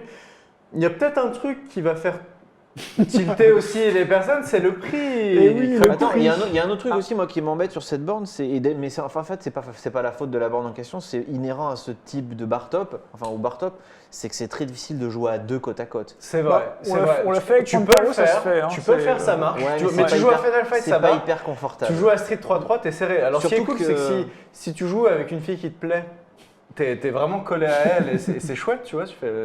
Toujours ce petit Tu l'as côté vu, mon coquin. Shoryuken, machin. Mais par contre, voilà quoi, si c'est Pentaro, tu vois, mais j'ai pas envie de me frotter, quoi. Tu comprends? parce que tu Sauf dis si, pas de démission, quoi. sauf s'il a cette Sauf femme s'il de est geisha. Ryukata, ouais. Là, ça peut se négocier. Mais ouais, effectivement, ça touche. Quand tu joues à deux, ça touche. Voilà. Non mais après, Donc, ce modèle-là, on parle de la Pandora's Box et on n'est pas super emballé, mais virtuellement, dans la borne, si tu as envie, tu enlèves la Pandora et tu mets autre chose. Hein. Bah oui, tu peux aussi le changer toi-même. Mais après, voilà, quand tu payes assez cher pour avoir un truc plug and play, c'est pas pour le rouvrir. pas et pour tout le changer, rouvrir et tu changer fais, le tu Plus vois. le gros du prix vient Ouais. de la fabrication. Alors après, voilà, je disais tout à l'heure, tarif démentiel, mais c'est des trucs qui sont produits à la main. C'est pas de la chaîne de production et tout, donc forcément, il y a du temps passé dessus, il y a de la main-d'œuvre, c'est un magasin, il y a de la TVA et compagnie. Donc, de facto, on peut comprendre aussi que le prix soit plus élevé, puis il y a aussi une volonté de placement premium. C'est clair et net que si tu le fabriques toi-même ou même et que tu mets le temps passé en plus, tu vendras jamais à ce prix-là. Tu pourrais Enfin, vendre ouais, plus, mais tu pourrais vendre moins cher. et on en garder a une parlé bonne tout à l'heure, le marge, fabriquer clairement. soi-même, c'est quand même Le pas- prix. La La douloureuse. La comme on l'appelle. douloureuse, Le journal du riche. Comme on vient de le dire, hein, c'est typiquement un produit journal du riche. Le prix, ce sera entre 2000 et 2600 euros en fonction. 2600 euros. Voilà, Il en, faudrait un en fonction jingle. des options. Il faudrait un C'est-à-dire jingle, que là, c'est plutôt le modèle 2000 euros. Ah, c'est et- le modèle de pauvre, ça. Et, c'est et 2000 le euros modèle seulement. 2600 euros, ce sera avec des finitions personnalisées, avec plus de jeux, avec un système Alors, intégré en soft. normalement, la régie, on a des visuels de la borne avec Ou les pas. finitions, avec les jolies finitions. Dans la partie test, Krakou, on devrait avoir ça. Voilà, donc voilà, on parle de finition. Vous voyez que là, c'est juste rouge sur les côtés. Vous pouvez personnaliser ça. C'est très Après- hipster. Ouais. C'est-à-dire que c'est vraiment vintage, c'est hipster. Et en fait, Néo Legend, alors pour ceux qui connaissent un petit peu, a complètement changé son positionnement. C'est-à-dire que Ils moi, sont partis dans le luxe total. ils sont là, en partis fait. dans le luxe, dans le hipster, dans la borne hyper décorée, Star Wars, machin, Spider-Man, comics Et- et tout. C'est un public très haut de gamme, c'est complètement assumé et c'est un nouveau positionnement pour eux. Moi j'ai acheté ma borne chez Neo Legend il y a 1 an. C'était une borne debout, tu sais, de genre jetel, type une vieille jetel machin, que tu trouves dans les cafés. Et je l'ai payé, je l'ai payé que 1500 balles. Je l'ai payé que 1500 balles. Ma ventoline. Non, mais Yamato. C'est une grosse borne debout et il y a genre 2000 jeux.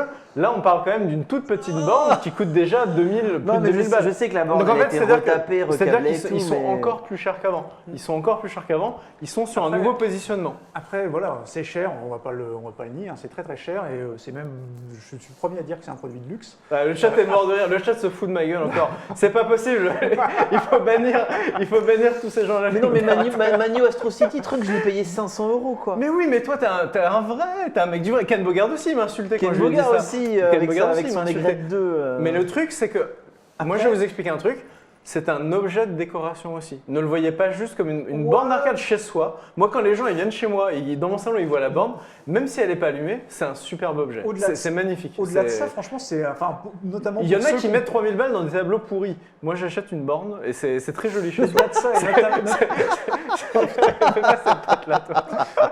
au-delà de ça, et J'ai notamment des pour vrais ceux arguments, moi. qui ont connu toute l'époque des bornes d'arcade où il en fleurissait partout, c'est vraiment un super kiff de pouvoir jouer. Enfin, on a fait un Street Fighter avec Mais c'est un vrai Pantaro kiff. et on était à 2 doigts de passer 1 heure dessus.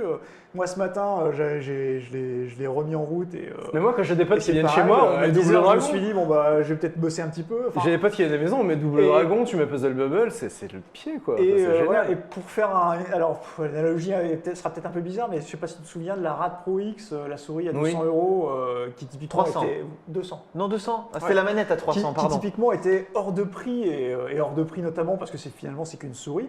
Ça reste un produit de luxe dont on peut difficilement ne pas se satisfaire. Et là, c'est un peu pareil. C'est un produit de luxe. C'est un produit de luxe, C'est un mais produit de luxe. voilà, une fois qu'on l'a, franchement, moi je vois pas de choses qui me feraient regretter un achat comme ça. Quoi. Ce serait vraiment. Si j'avais les moyens, je les mettrais. Mais quoi. tu as les moyens, Krakou, tout le monde le sait. Tout le monde le sait. peux faire partir au ski. Bientôt, ce sera chez Non, toi. mais Krakou, je vais lui montrer le Voilà, forum. c'est- Je vais lui montrer les bons forums avec les bornes entre C'est particuliers. la borne, Ouais, non, c'était c'est- donc la mini borne de chez Et Neo puis Legend. on a vraiment d'excellentes associations avec. Et, Enfin, c'est et quand très, on très vous dit que agréable. c'est un produit de luxe chez Neo Legend, aujourd'hui, tu as les bornes debout, décorées, elles sont à 4000 balles. Mais ils avaient- 4000 balles. Moi, j'avais. Donc c'est des produits de luxe. Ils avaient Voilà. vendu un stick avec un panel en peau d'autruche. En cuir Mais d'autruche. voilà. Ça, t'as envie de te frotter Là, dessus, c'était tu vois. vraiment au C'est t'as dernier envie de te luxe, mettre quoi. nu et te frotter Ah sur non, ta borne. non, Trunks, mais non. si. Ah non, Mais j'ai c'est- des images, c'est- là. C'est Ah des non, bons produits, non, quoi. non. C'est de la qualité, tu vois. Ah, Voilà, C'est- donc tout ça pour dire que quand elle va repartir, c'est-à-dire demain, On ou va être après-demain, triste. Hein. je Essaie vais de la verser- garder, je vais essaie de la verser- garder toute la Je vais semaine. sincèrement verser une petite Neo larme. Legend, laissez-nous la nous jusqu'à la fin de la semaine. Comme ça, les midis pendant les pauses. Le temps que on je se fait des finisse, parties. le temps que je finisse Ghost and Ghouls ou Ghouls and Ghosts, Ghouls bah, and c'est pas mal de Ghosts, finir. ouais, pardon. Quoi qu'avec Il va les falloir une comédiens. sacrée pause déjeuner, hein, parce qu'il Ouais, faut ouais. faire 2 fois le Ou jeu. King of Dragon, enfin que je me remette à tout ça. Mais non, ouais, c'était vraiment une bonne expérience. Bon, on va conclure là-dessus parce qu'il reste quand même des trucs à montrer du côté de Pentaru qui attend depuis tout à l'heure. Pentaru qui était déguisé en japonaise tout à l'heure. En on parle- japonais. en ja- Ouais, je suis pas Désolé. sûr. Oh, on parle Putain, non, mais Yamato, explique-lui. C'était un yukata, c'était pas une tenue C'est de pas un geisha. peignoir, putain, c'est un yukata. Bah oui, c'est un merde. yukata, putain. C'est Mais le truc que éduque-toi. tu mets en quoi. été. moi je quand trouvais tu ça sors sexy. du bain Voilà, et moi tout. je trouvais ça sexy, c'est comme ça. Putain, ok. Du coup, Pentaru, qu'est-ce Ouais. que tu as dans les mains? Ça, c'est intéressant. En fait, moi, je suis Team Yamato en ce qui concerne l'émulation. Moi, c'est la console de l'amour, c'est la Core Graphics, la PC Engine. C'est le nouvel C'est peut-être album le de seul Kanye truc dans le West. journal du Hard où on sera d'accord C'est avec le, c'est Pentaru. le- c'est le prochain album de Kanye West. Voilà, parce que pour moi, la PC Engine, c'est vraiment la console qui a changé ma vie quand j'étais en fin ado. Alors, je suis très étonné, Pentaru, toi. Moi, je t'ai toujours cru très PC. Finalement, tu as joué pas mal à la console quand tu étais ado. Ouais, bah en fait, c'est à cause de Greg. Parce que Greg, quand il bossait chez Joypad, en fait, il faisait venir dans sa rédac et il y avait la PC Engine, il y avait la Neo Geo. Et j'ai craqué pour la PC Engine. En fait, il est reparti avec la PC Engine de la rédac. Alors attends, Non. pour les bails de private machin, Pentaru était au collège ou au lycée, Au lycée, avec Greg. Grégoirello, le fameux Golden Greg, De Kurokawa, etc. Game Voilà. Cult, machin, enfin tout Voilà. ça c'est un vaste copinage. Exactement. Et organisé, en voilà. fait, déjà à l'époque, j'étais un geek, mais j'avais pas les moyens. Et en fait, ce qui m'a fait la révolution de cette magnifique console, c'est qu'à l'époque, en fait, les jeux, là j'ai ramené Street Fighter 2 sur PC Engine. Donc ça, c'est vraiment Je ultra savais pas que collector. t'avais ça, Ah bah ça si, va pas. bien. Moi, je suis un fan de PC Engine. Et du coup, vous voyez, en fait, à l'époque, elle est sortie en 89. Et Street Fighter 2, quand ça tenait une grosse cartouche sur Super Famicom, ça tenait sur une carte téléphonique, limite une carte de crédit, en fin 89, début 90. Ah, les c'est U-Cards, mortel. c'était quelque chose. Voilà, quand même. et donc ça là-dessus, vous avez Street Fighter 2 Prime, et bien sûr les manettes de PC Engine avec 2 boutons. Donc pour sortir un dragon ou autre chose, en fait il y avait les 2 boutons, donc low, middle, et pour le high il était là, et il fallait appuyer sur l'autre bouton pour switcher Un pied peu et comme point. sur Mega Drive. Un peu Voilà. comme Mais sur ils avaient Mega sorti la manette 6 boutons quand même pour la Après, sortie. Après ils l'ont sorti à 6 boutons, mais voilà. Et donc je vais donner quand même les Heureusement, caractéristiques de cette bête magnifique, parce que c'était la première console 8-16 bits. Tout Drive. était- C'était honnêtement à l'époque, il y avait la NES et la Master System, et celle-ci était loin Ah devant. bah, elle défonçait Loin tout, devant, elle ouais. défonçait tout. Donc il y a un CPU 8 bits à 7,16 MHz. 7 MHz. 7 MHz, il y avait 8 kg de RAM. 8 kilos. 8 kg, pas 8 mégas, 8 kg. Et il y avait un GPU 16 bits, voilà, et 64 kilo-octets de mémoire vidéo. Ouh, Et ça en fait. pour afficher une résolution magnifique de 512 par 240. Tu vois, et voilà, donc 512 couleurs, 9 bits, elle est sortie en 1987. Voilà, et donc les jeux de À l'amour. l'époque, on avait déjà 15 ans. Et C'est ça, parce que c'est ça. Et donc les jeux de l'amour pour moi, donc forcément Street Fighter 2 Prime, Parodius, qui vient où il y a le personnage Pentaru justement. Bah oui, Ça vient ça vient de de là. Donc. Exactement, et le meilleur jeu de tennis de tous les temps, Final Match Tennis, qui bien sûr qui sortait aussi, Génial. avec les Alex Kidd, avec les Wonder Boy, avec tout ça. Voilà, donc c'est pour moi la console. Donc quand je fais du rétro gaming, c'est uniquement sur cette console-là et rien d'autre. Et donc, J'utilise tu pas joues à d'émulateur. l'ancienne, quoi. Tu la Exactement. branches comment? Tu la branches tes Péritel? Ouais, c'est pas Péritel, c'est RCA jaune et blanc. Enfin, t'as même pas la stéréo, hein, Tu c'est peux le faire son un mono. mode, tu peux faire un mode RGB pour avoir la Péritel et avoir une meilleure qualité d'image aussi. Hein. Ouais. Ouvrir la console, Mais par contre. moi je suis en Faut mode l'ouvrir. RCA, voilà, standard. Donc, peux- tiens, ah, vas-y. mais quelle Et donc, belle la machine. meilleure manette du monde, elle est là en fait. Hein, les gens, ne vous trompez pas. Ceci est la meilleure manette du monde. Voilà, il y a pas. Vous pouvez toucher la croix et tout. Mieux que la manette Elite Xbox One. Ah, mais il n'y a même pas Mieux. photo. Ah, ouais, là, non, mais c'est le cœur qui parle. Là, c'est vraiment le c'est- cœur qui eh, parle. Vas-y, mollo, hein, c'est le cadeau de ma chérie pour mon Noël. En plus, tu vois. Non, C'est- ça commence à c'est- coûter cher d'ailleurs. c'est Et, du actuellement. voilà, bonbon et donc matos. en plus, en fait, pour savoir, les gens, si vous essayez de l'acheter au Japon, il coûte plus cher à acheter au Japon qu'en France. Voilà, parce que le Japon, c'est absolument cultissime. Et donc, vous pouvez, enfin, au Japon, c'est entre 200 et 250 euros minimum. Et en France, tu peux en avoir entre 150 et 190 C'est si cher euros. que ça. Ah oui, non, mais pensais pas. cette console, pour moi, c'est une légende. Et il y, a Vraiment, eu, quoi. Il y a eu beaucoup de versions d'ailleurs. La Ouais, bah, régie, il y a- il y a- si vous, si ouais, il y a on la peut carte montrer, graphics si on et peut la- montrer les autres versions de PC Engine. Ouais, il y a la PC Engine, il y a la carte en graphique. test, voilà, il y a beaucoup les d'autres duos. modèles. Ah, après, il y a le duos, modèle Tu peux les faire duos. défiler tech, Voilà. il y en a 4-5. Voilà, après il y a un modèle avec le CD aussi qui est sorti. Il y a eu la PC, il y a le T'avais PC Engine portable aussi. T'avais la carte effectivement qui Exactement, permettait d'upgrader ta console. Et il y avait voilà, les cartes le d'extension Super mémoire. CD-ROM et le Super CD-ROM 2, Exactement, ouais. on pouvait rajouter la elle avait mémoire. le CD bien avant tout le monde. Ouais, en ah fait, oui, mais la elle a PC explosé Engine. Elle était en technologiquement. avance Elle a techniquement. explosé tout le monde en fait, et avec le système U-Card qui était absolument fabuleux.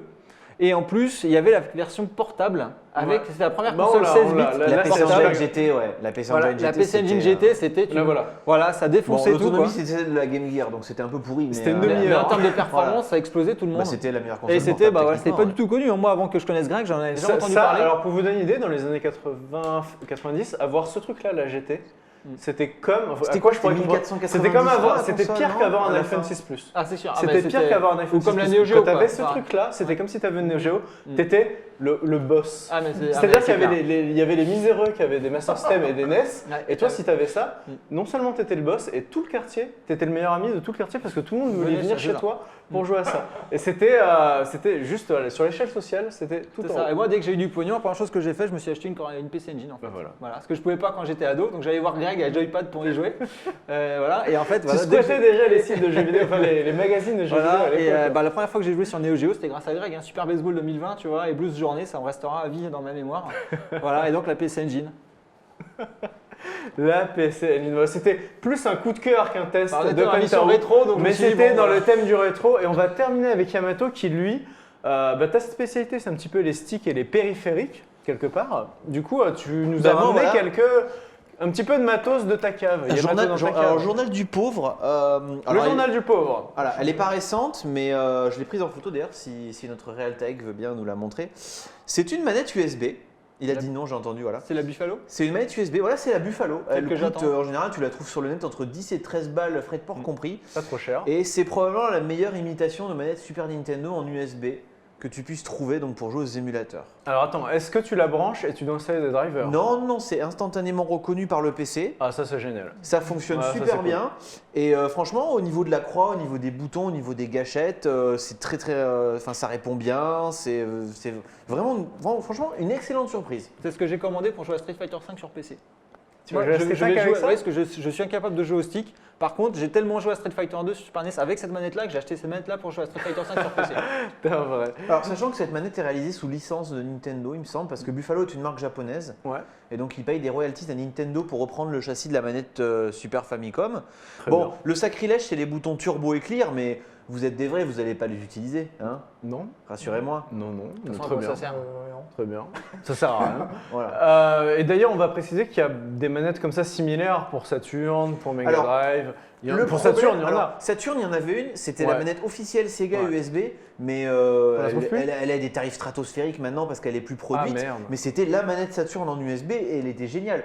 Maintenant, la plupart des manettes qu'on peut trouver, il y a des marques qui essayent de faire des produits pas trop mal, mais les manettes Saturn, à chaque fois, ils ratent. Ça réussit pas. D'accord, d'accord. Il y a des bonnes manettes 64 également. D'ailleurs, je conseille un site qui s'appelle Gaming Since 1980. Ah, mais c'est le site de Quix. Voilà, 198. Un gros bisou à Gaming Quix. Since 198X. Quix, c'est Qui a sa fait un modération dossier, molle. voilà, qui a fait Ouais. un dossier sur les manettes USB comme ça, effectivement, où il aborde la plupart des bonnes manettes du marché.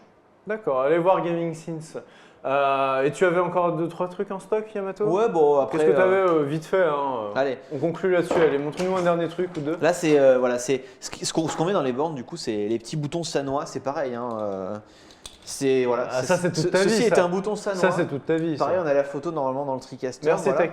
C'est ce que vous pouvez. D'ailleurs, sachez-le, quand vous avez un stick arcade pour jouer à Street Fighter et que des boutons commencent à faiblir ou à s'encrasser, ça se démonte, ça se nettoie et ça se rachète si également le bouton est cassé. Donc voilà, on pense à toi, Trunks par exemple, même si je pense que toi c'est pas un problème de bouton sur ton Ouais. stick. Mon stick Mais déconne. les boutons de stick arcade en fait c'est universel, voilà, ça Ça coûte fait combien? clic-clic comme Ça coûte d'habitude. combien, ça noix? C'est dans les boutiques en France, ça doit se trouver aux alentours de 3 €. 3 € le bouton? Ouais, c'est ça, ouais. Il me semble que c'est 3 € le bouton. Donc voilà, ça se change très facilement avec une pince plate et votre stick est reparti pour des années puisque Le c'est stick, très solide. le joystick, lui, il coûte combien? Le joystick coûte entre 20 €, je dirais. Ah, quand même. Ouais, 20 quand même, ouais. Ouais. Sachant que effectivement, au bout d'un moment, le ressort fatigue et tout. Mais pareil, le stick, un truc tout bête, hein, rajouter un peu de graisse de temps en temps sous la rondelle qui protège, c'est reparti pour un De tour. la graisse sous la rondelle, c'était donc le mot de la fin pour cette émission Retro Gaming. Je vais remercier la technique, remercier Pentaru, Mon plaisir. Sexy Pentaru aujourd'hui, remercier Yamato, remercier Krakou et remercier Benjamin qui est venu nous montrer sa jolie borne, remercier Neo Legend pour le prêt de cette borne très haut de gamme, remercier le chat qui a cru que cette émission était en direct. Alors qu'en fait, on l'a enregistré Il y a 3 à jours. 14 il y a 3 jours. Non, je vous troll, hein, je vous troll. C'est On c'est est, l'amour vache. on est vendredi, il est 14 Je vais faire aussi un petit état des lieux sur les programmes. Gaming Live est un petit peu sous-staffé parce que voilà, il y avait Khan, Karaté, Ken, Mizu, machin sont pas là, donc il n'y a pas Chasse-moi si tu peux. Après, il n'y avait pas Karaté avant. Par contre, je vous ai préparé une grosse surprise pour après l'émission. Donc restez connectés. C'est l'émission de Il y aura- Noël en fait, ça se trouve qu'ils ont il y pas aura- passé le jour de l'an. Il y a- Putain, c'est ça en plus. Donc il y a une grosse surprise. Il y a une grosse surprise après l'émission. Ne bougez pas, ça va être vraiment bien. Et suivez-nous sur Twitter. Pentaru. Pentaro, P-E-N-T-A-R-0. P-E-N-T-A-R-0-O. Krakous, K-R-A-C-O-U-K-A-S. Krakoukas. Yamato, Valent. V_Lormeau. V, L-O-R-M-E-A-U. tiré du 8. Tiré du 8. L-O-R-M-E-A-U. Et on remercie aussi Tech à la régie et Paul. Et voilà, je sais pas s'il y avait Théo aussi. Enfin voilà, bisous à tous ceux qui nous aident à faire cette émission. Et on vous dit à la semaine prochaine pour un autre JDH. Des Ciao tout le monde. bisous. Salut. Ciao, ciao. Ciao.